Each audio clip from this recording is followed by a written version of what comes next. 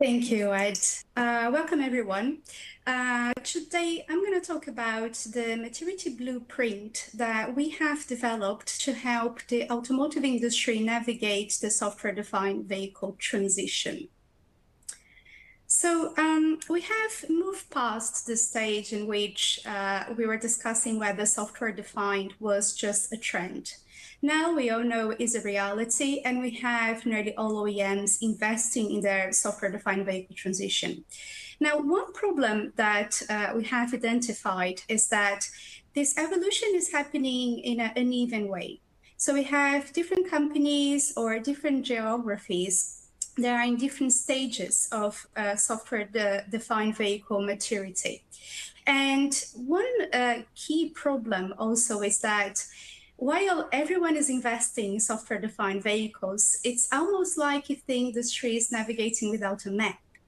And the problem of not having a map is that, one, you can't tell where you are, and two, you can't really define where you're going to. And this is one of the reasons why we see many OEMs making significant investments in opening a new business or a new unit, and few years later, or sometimes even months later, canceling or shutting down. And this is mostly because if you don't really know where you are or where you're going, it's very difficult to have any strategic positioning.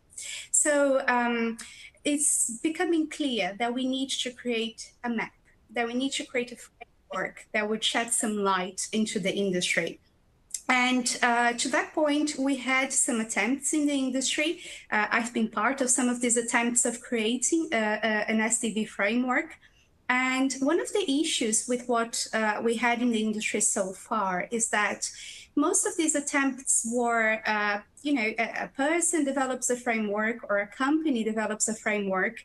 And as we all know, different people have different definitions of software-defined vehicles, right? So how do you come up with something that it's general enough to be extrapolated among different geographies and different companies, but still comprehensive enough to add meaning? This was one of the main challenges. And in order to address this and develop something that is as neutral as possible, as unbiased as possible, I mean, nothing is unbiased in this world, but as unbiased as possible, we designed a survey that has been deployed to 647 individuals within different countries. So these countries including the US, Canada, the UK, Germany, France, Japan, China. And one key point of the survey was that we wanted these interviewees or these people responding to the surveys to be within OEMs, Tier 1 and Tier 2 suppliers. And within the Tier 2 suppliers, we made sure that the companies involved in the SDV ecosystem were included. So that means MNOs, cloud providers, chip companies, software engineering companies, companies offering middleware layers for the SDV platform. So all of this very large ecosystem. Also, we wanted to make sure that all of the respondents had a minimum of familiarity with the SDV strategy of the companies. So 30% of respondents were familiar with the SDV strategy, 45% were involved, and 29% were decision makers. So based on this comprehensive study that was deployed in the mid of this year, in July 2025, we came up with some very interesting results. So when we put this data into some statistical tools, the first thing we could tell is that there were clearly 4 different groups. These groups differing within 7 elements. And these elements basically telling different levels of sophistication or different levels of maturity, right? And as you can see in this chart on the left, these levels or phases also had different deployment times. So whereas, phase 1, 2, and 3, we can already see in production today, you can clearly see the mass adoption of phase 1, for example, within new vehicles will be achieved between 1 and 2 years. Phase 2, we expect to be widely deployed by 2030. So deployments are already taking place, but mass deployments by 2030. With phase 3, 2035. And with phase 4, we had 91% of our respondents saying that mass deployment would only happen in 10 plus years. Now, the question is, what are those groups, right? What do they represent? I'm going to go through them, but one thing I like to point out is when we started talking about these SDV frameworks, we spoke about SDV levels, but we decided that phases actually, first of all, doesn't create a confusion with the SAE automation levels, but second, it also gives a better perspective because this is an incremental journey where you evolve, right? So there are different levels of this journey, different elements of this journey. So phases, it's something that reflects the reality of this industry better. Right, so what are these phases? Phase 1 is what we called connected. So this is a vehicle that has embedded connectivity, so an embedded TCU with cellular connectivity, but it's also capable of OTA updates. Now, these updates are only firmware updates. So just security patches to make sure that the software can continue to run and run securely and safely during the life cycle of the car. The user experience is static. It remains the same from when you buy a vehicle to the end of the life of the vehicle. The update is just to make sure that these functionalities continue running. So in this case, this is a depreciating asset, right? So you buy a vehicle at its best, and then it gets worse, which is the normal reality of vehicles that we know. The OEM in this phase works as a hardware manufacturer, and the architecture is the traditional vehicle architecture in which you have ECUs per function, and you also have a different software per function. So an example of a vehicle in a phase 1, an example of a feature would be a vehicle with connected navigation. The navigation system remains the same, but every 2-3 years you receive an OTA update just to make sure that the software is fresh, but the capabilities don't change. Now, phase 2 is what we called augmented. Augmented because the features available in the car augment. So you add new functionalities during the life cycle of this vehicle. But these functionalities are restricted to the infotainment domain. So a vehicle within this level is a vehicle that has a little bit more of consolidation. So the ECUs now can be consolidated into domains. So in this phase, you usually have a cockpit domain controller. Or if you are an OEM that is very strong in ADAS and automated functionality, this is the stage in which you start seeing L2 plus automation. Now, in this phase, the OEM is still a hardware company in its core, but it is learning. It is learning about software. Now it's when you start your software initiation. So you start having contacts with continuous CI/CD, with DevOps, and by no means, I'm not saying that you fully implement CI/CD and DevOps by this stage, but this is the moment in which you start having contact with these principles that come mainly from the software world. In here, in terms of the value that you unlock for the users have a vehicle that is a bit safer and has a better user experience in terms of durability, because now the OEM has better capabilities of data management. It can do some fleet management and preventive maintenance, meaning that recalls would be decreased. For the OEM, you will start seeing some operational efficiencies. So as I said, you start having domains. So you decrease the number of ECUs in your vehicle, which means you're going to have less parts in your car.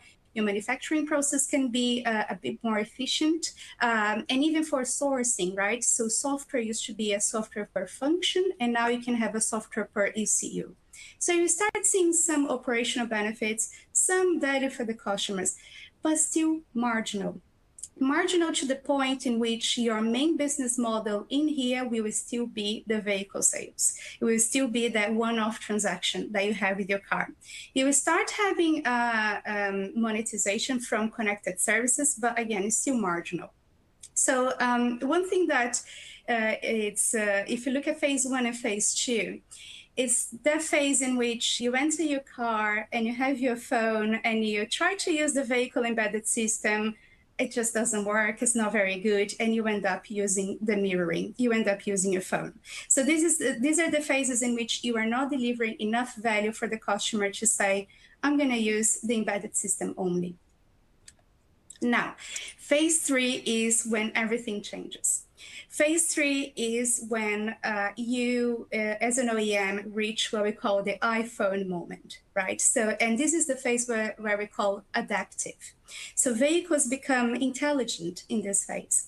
And because of this intelligence, the vehicles can understand the context. They can understand the user, they can understand the environment around it, and they can understand the external world through connection with the cloud. And the vehicle can adapt to this context. So this is now the moment in which in the fight between vehicle and phone, you end up deciding to use the vehicle because the user experience is that good. Now, let me give an example to make this more concrete. Right, so let's suppose that it's 4 a.m. in the morning and I am entering my car. My car knows that every time that I enter my car at 4 in the morning is because I am going to the airport. My car also knows that when I'm going to the airport, I'm going to Heathrow. So at the moment that I enter my car, the car will launch the navigation to the airport because it has algorithms that are capable of predicting the destination that I will go with a high level of certainty. Now, I am in the vehicle and I'm tired because it's 4 a.m., but I am more tired than usual because I didn't sleep very well. So the car, using the in-vehicle camera from the driving monitoring system, can look at my face and notice that it's not just the normal tiredness of 4 in the morning. I am actually exhausted, and it could be a bit dangerous. So the vehicle will suggest that I turn on the autopilot.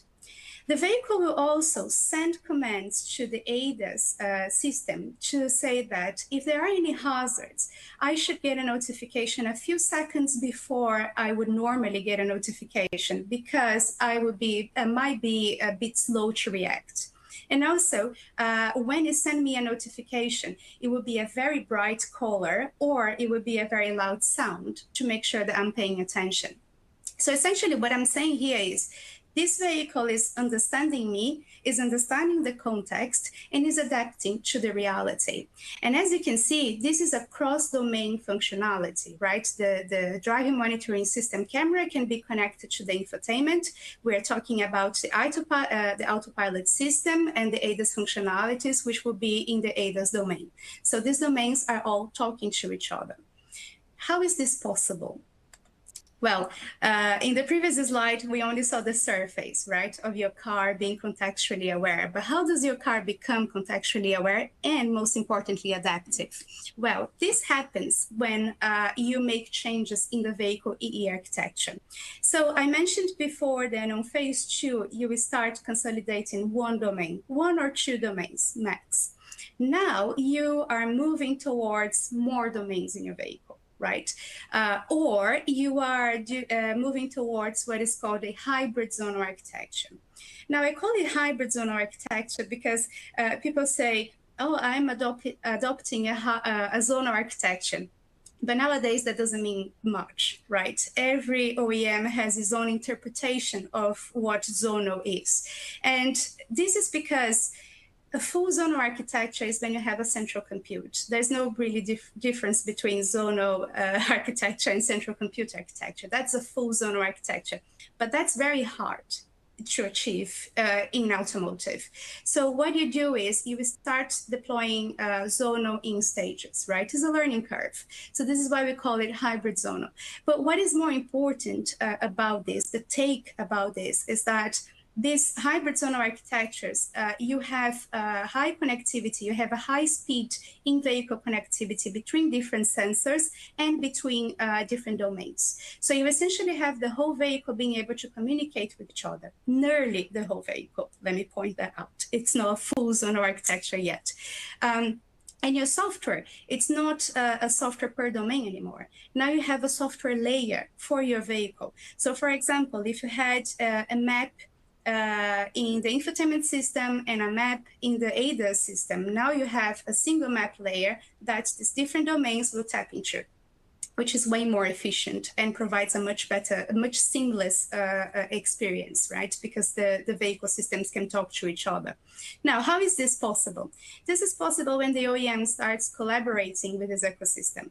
So you move away from their tiered relationship in which the tier one supplier is the one who ultimately decides what is going to be featured within the ECUs or the domains, into the OEM being active in the process of selecting the suppliers for the different components, but also developing the applications on top, but being aware of the middleware of the OS, what is being used in the car, right?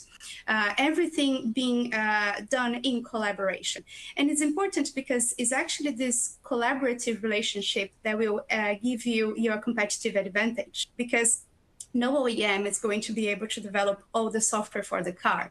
But the more diverse ecosystem relationship that you have, the better would be the features and the applications that you can deploy and you can deliver to your customers. Now is also a shift in the value paradigm, right? So you transition from looking to your vehicle and considering the bill of materials and basing your decisions on the bill of materials for focusing on the total cost of ownership. This is what a software company does, right? The software company looks at how much is it going to cost me to maintain this vehicle software and platform during its life cycle. And based on this, I make my decisions on how much I'm going to add in terms of computing power, in terms of sensors to my car. Is also the value that I'm going to add during the life cycle of this car as well. So if I add X% of headroom, of computing headroom in my vehicle now, I can add new functionalities when Agentic AI is available, for example. So this is a complete different way of seeing your car, right? And now the vehicle is not a depreciating asset anymore. It's not, you don't buy a vehicle at its best and then it just gets worse. It's actually the opposite. You buy a vehicle at its worst. It's like when you buy an iPhone and it has a new iOS version that it still doesn't have many applications for it. It's still a bit raw, right? And the iOS of the platform becomes better over time. This is exactly what is going to happen with the vehicles. They will become better and they will have higher value during the life cycle. Another thing that is important is your organizational readiness change as well, right? Here, your organization is interconnected. You don't have the silos that you used to have, the silos representing your EE architecture, right? So there's a very direct correlation. This is the Cohn's law, where when you build a system, your flow of communication and knowledge within the OEM reflects that system. So now your OEM is fully integrated, just as your vehicle is fully integrated, but not just internally, right? You need to be integrated with your ecosystem as well, because the development of your vehicle and the value creation of your vehicle platform actually starts after your vehicle is on the roads. This is when you're going to start working with your partners to see what you can do, how can you enhance what is available in the car. And in order to do this, you need to have a collaborative relationship with your supply ecosystem. And this essentially means that the OEM moves away from being a manufacturer of vehicles to become a software company. Software company in the principles of working on the TCO and working with something that enhances over time. right? And having recurrent revenue and recurrent costs instead of a fixed bill of materials and a fixed revenue from the point of sale.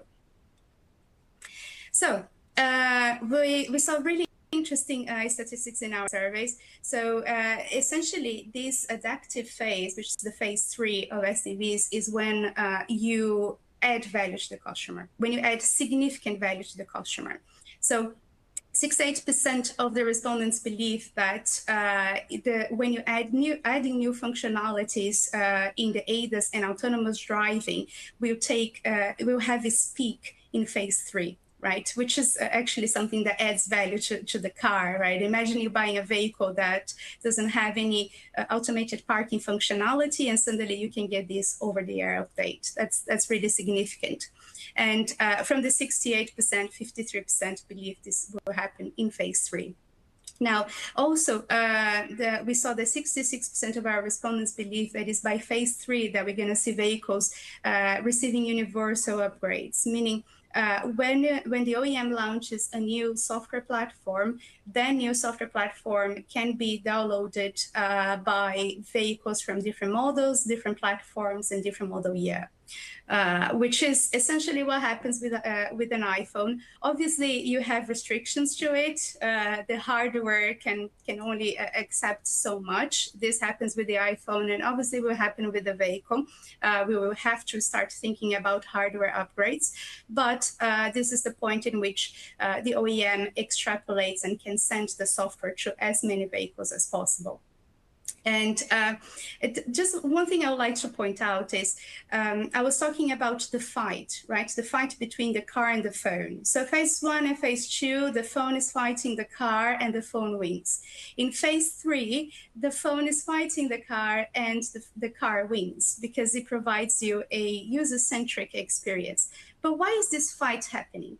This fight is happening because there is a digital silo between your phone and between your car, right? It's almost like if they are working in different ecosystems. But what if they were integrated? But okay, I'm being a spoiler here. We're gonna talk about the next phase afterwards. Now, in phase 3, you also will unlock new revenue streams because now it's when you are delivering value to the customers. So essentially, it's on this phase that you will start having significant revenues from connected services. And this is interesting because many OEMs in phase 1 and 2, especially in phase 1, they sometimes have connected services and they want to make significant profits from their connected services, right, from their subscriptions.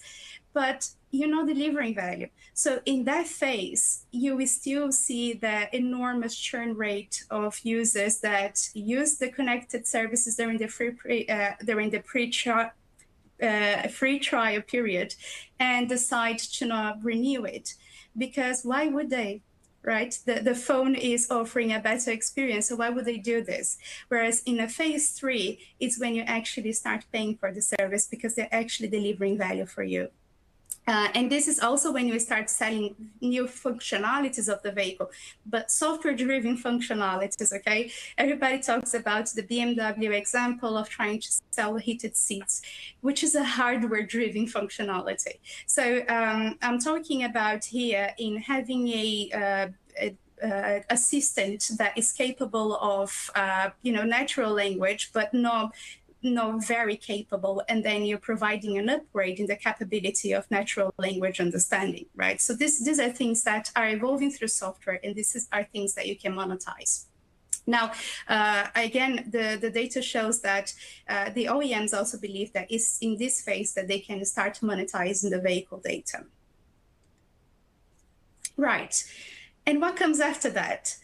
Well, what comes after that is the phase 4, right? This is what we call agentic. In this moment, the vehicle, it's not an isolated agent anymore. In this moment, the vehicle is part of the full ecosystem. So that thing I mentioned about the car and the phone fighting, now they're not fighting anymore. Now the digital silo is being addressed by well, the expectation is being addressed by agentic AI, right? You're going to have agents that will talk to the vehicle, and it will connect these different environments, but will also connect the vehicle to the smart grid. We'll connect vehicles with smart cities. So this is the moment where the ITS and the V2X, all of that conversation, it starts actually working, because now you have integrated systems, right? And now the vehicle is part of the digital lifestyle. And someone once asked me, why digital lifestyle? Did you mean digital mobility? No, I mean digital lifestyle, digital life. Your car can talk to your doctor. Your car can talk to the company you usually fly with. Your car can talk to different ecosystems. Now, your user experience is not defined by the vehicle anymore. Your user experience is actually attached to an agent, and it follows you, right, in different form factors. So this is a completely way of rethinking our reality. And for this to be possible, and we can see in this data, in our data, you need to have real-time data sharing between the OEMs and the ecosystem, this is one of the reasons why, by the way, we have this digital silos. And is in this phase that we have the mechanisms to make this easier. Also, in this moment, you have completely new business models. So in phase 3, you change from bill of materials to total cost of ownership, which is a significant change in business models. But in here, the OEM becomes becomes a mobility service provider.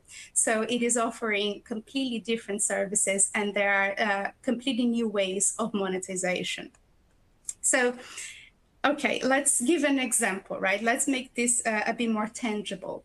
So in that example I gave of me going to my car at 4 a.m., imagine if my car could connect to my smart ring, and my car can see that I didn't sleep well at all, right? I slept very few hours, and I didn't have much deep sleep. My car can even triangulate the data from my ring with the data from my smartwatch, and with the data that the car is detecting from the camera, to make sure that I am exhausted, and then turn the autopilot on, which in this case is likely going to be an L4 system. Now, what else can the car do? Well, the car knows that I'm going to the airport, but now the car can connect to my calendar and know who I'm flying with and where I'm going to. My car can also tell that I am very late, and the terminal where I'm flying from is very busy, and I'm never going to make it on time. So my car can take the proactive measure to book a fast track for me at the airport, so I'm not delayed. And my car will book the fast track for me because it knows that I am not flying with the company that I would have access to fast track. So look at all of these actions, right? These are all different actions that will be automated within agents, within this AI brain that will be taking over the actions within the vehicle. Is a summary of the different SDV phases, ranging from connected to agentic, and all of the elements that consist of it. Obviously, I can't go to all of these elements in detail, but if you want to know what are all of the enabling technologies of each phase, or the OEM-supplier relationship, or what are the elements of organizational readiness, we have a full report detailing all of this. Now, one thing that I like to point out is sometimes, even after all of this, some players are not convinced that the OEMs should migrate to software-defined vehicles. And one of the reasons of this is because if you look at phase 1 and phase 2, the OEMs are delivering very few value to their customers, and they are getting very few value from this transition. But they are making significant investments. So it looks like something that doesn't pay off. And that's the reality. But what they need to understand is that this is a foundational cost. this is the foundation for you to reach the inflection point. The inflection point in which you will start delivering value and you will start monetizing this value. Now, this isn't easy. It's a very difficult transition because not only you have to make these investments, but also you need to change from a hardware manufacturer that is highly tech-centric into a software company that is UX-centric. And also your company has to change from this hierarchical model into an agile model. And within the ecosystem, as I mentioned before, you need to transition from hierarchical relationships into an ecosystem that has relationship with all of the companies that are providing solutions and software for your vehicle. So it's a very comprehensive change, and it isn't easy, but it pays off. And this is the main point, right? It's you will see substantial returns, but only when you get to the inflection point. Now, a few things are important to know about this maturity framework. First, we are seeing phase 4 as the last stage for the SDV, the maturity in here. But this is because that's the reality today. That doesn't mean that this is the end point. I mean, if you think about software-defined vehicles, we're just at the inception of this concept. So it is very possible that we may have additional phases after this. Also, different companies may have different pathways, right, to enter this market. So if you are an incumbent company, you have to start from phase 1, and you have to go from phase 1 to 2 to 2 to 3 and 3 to 4.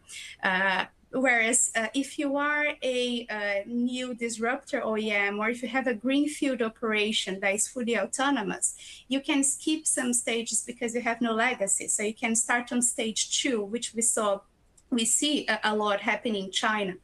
As a matter of fact, what we see a lot happening in China now is because the market is so advanced in terms of technology, some OEMs are now starting between 2 and 3. So you can really take a leap and skip the initial stages if you have no legacy. So if you start from a greenfield operation. And another point that is important is that you decide where you want to go. And that's the thing about having a map, right? If you want to go to stage 3 and stop there, it's entirely up to you. If you want to go to stage 2 and stop there, you're probably not going to have many returns of your investment, as we just saw. But again, it's your choice as well. So you as a company have the freedom of choosing where you want to go based on your reality, based on your products and your customer base. Now, one thing that is important to have in mind is you cannot skip stages. So I just said new OEMs can skip stages. Indeed, if you are a greenfield OEM, you can start from stage 2 or between 2 and 3, but doesn't mean that you can skip and go straight to stage 4. Then you have to go through stage 3, and then you have to go through stage 4. Right, and this is something that we see in the studies, and this is a feedback that I'm getting from new and disruptor OEMs as well. If you have not met all of the criteria of stage 3, you can't reach stage 4. Now, another important thing is you need to be honest with your self-assessment. There are sometimes companies that think they are on phase 3, but the reality is that they are in phase 2. So this framework is only useful if you are honest with your reality, right? You have to go through all of the principles and see exactly where you are based on those elements. Now, I think one of the take that is important from today is when you think about software-defined vehicles, be mindful that this is not just a tech shift, right? We're not just changing the architecture of the vehicle. We are changing the full business model of this industry. The way the vehicles are commercialized and monetized is changing completely. And this is part of the maturity of your SDV transition. And also your organization is changing as well.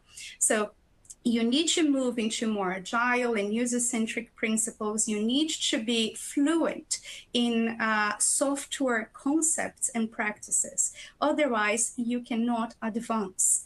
And the user experience will be fully transformed. But you also need to be open. You need to be open to partnerships. You need to be open to work with the ecosystem. Now, there isn't really a fight in between developing everything internally and having the rest, right? Being completely isolated. Isolation doesn't work in this digital world. You need to work with your suppliers, and you need to put your resources in the parts that deliver value to your final customer. Everything else, there is a non-differentiating layer. This should be done in partnership with your ecosystem. Well, this is it for today. Thank you very much for listening. And any questions? Thank you so much, Maite. Let me ask, so if you're in phase 2 for, say, organizational readiness, but phase 3 for enabling technologies, how would you approach the framework when you sort of that split between where you are? That's a good question. So if you are part in phase 2 and part in phase 3, that means you are in phase 2. Right. So you need to take a step back and see, do I meet all of the criteria of phase 2? And it's only when you meet all of these criteria that you can say, I am in phase 3. But you can't having just, one part of your activities in phase 3 and think, I'm in phase 3. Because we see these OEMs launching a new platform, a new software-defined platform with the correct SoC choice, the correct software platform choice for the car, but nothing has changed internally in the organization. That doesn't mean you are in phase 3. You're not going to get any of the benefits that the OEMs get in phase 3 because you're not there yet. There is still a lot of work to do in your organizational part, in your supply chain relationships, and etc. And also, I mean, we've seen China driving a lot of the conversation about SDV. What phase would you say most Chinese OEMs are in?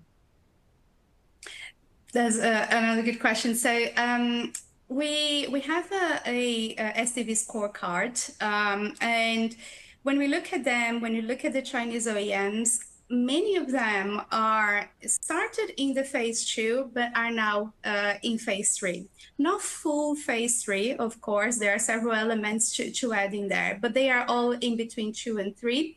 But we are also seeing some OEMs in China venturing in phase 4. Excellent. Well, thank you so much for that, Maite. Great stuff.